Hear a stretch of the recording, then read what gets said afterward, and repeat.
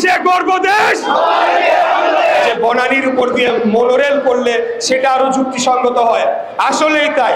ঢাকা শহরের জন্য মোনোরেলটাই পারফেক্ট, এটা মেট্রো রেলটা আসলে উপযোগী নয়।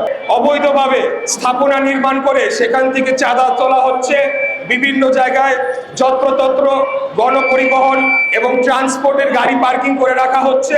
ঘন্টার পর ঘন্টা যানজটে বসে থেকে আমরা নাকাল হয়ে যাচ্ছি নগরবাসী।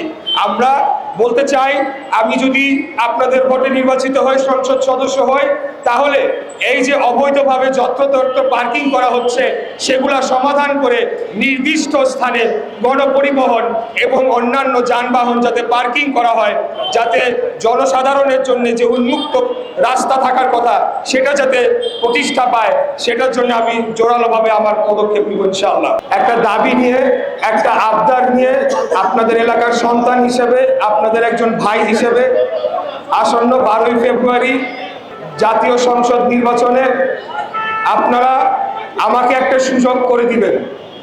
আমি আপনাদের জন্য কাজ করতে চাই।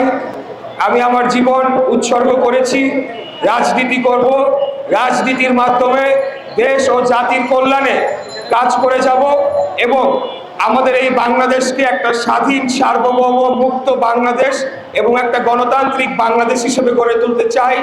এর পাশাপাশি আমাদের এই নগরীর যে বহুমুখী সমস্যা রয়েছে, বিশেষ করে এই 38 নম্বর ওয়ার্ড অনেক সমস্যায় জর্জরিত।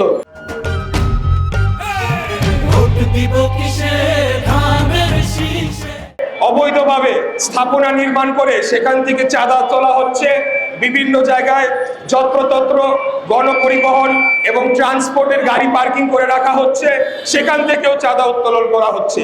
এগুলা করা যখন হয়, ফুটপাত দখল হয়ে গিয়েছে, মানুষ হাঁটাচলা করতে পারে না। রাস্তা কোনো কোনো জায়গায় 50 ভাগ 70 ভাগ এই গণপরিবহন ট্রান্সপোর্ট অবৈধভাবে পার্কিং করার ফলে সেখান দিয়ে গাড়ি চলাচল করতে পারে না। ঘন্টার পর ঘন্টা যানজটে বসে থেকে আমরা নাকাল হয়ে যাচ্ছি নগরবাসী।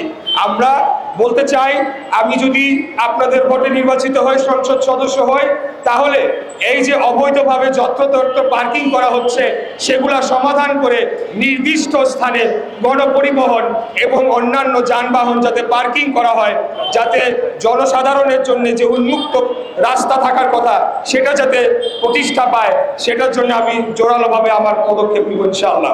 যে বাস রুট রেশনালাইজেশন, অর্থাৎ বাসের যে ব্যবস্থা গণপরিবহনের, সেটাকে রেশনালাইজেশনের মাধ্যমে একটা শৃঙ্খলার মধ্যে ফিরিয়ে না আনতে পারলে আসলে মেট্রো রেল দিয়ে এইটা যানজট দীর্ঘমেয়াদে নিরসন করা সম্ভব নয়। আমাদের এই পুরান ঢাকার এই অঞ্চল, ঢাকা দক্ষিণের অঞ্চলগুলোর জন্য আগামী দিনে আমরা এই ধরনের মোনোরেল অথবা ভূগর্ভস্থ রেল যাতে নির্মাণ করা হয়, সেটার জন্য জনগণকে সাথে নিয়ে আমরা দাবি তুলব এবং এটা ভবিষ্যতে বাস্তবায়ন করার জন্য সর্বাত্মক চেষ্টা করবো ইনশাআল্লাহ। কয়েকদিন আগে আমাদের দলের চেয়ারম্যান দেশনায়ক তারেক রহমান ওনার এক বক্তব্যে উদাহরণ দিয়েছিলেন যে বনানীর উপর দিয়ে মোনোরেল করলে সেটা আরো যুক্তিসঙ্গত হয়, আসলেই তাই। ঢাকা শহরের জন্য মোনোরেলটাই পারফেক্ট, এটা মেট্রো রেলটা আসলে উপযোগী নয়। মিলে মিশে গর্ব দেশ, মিলে মিশে গর্ব দেশ।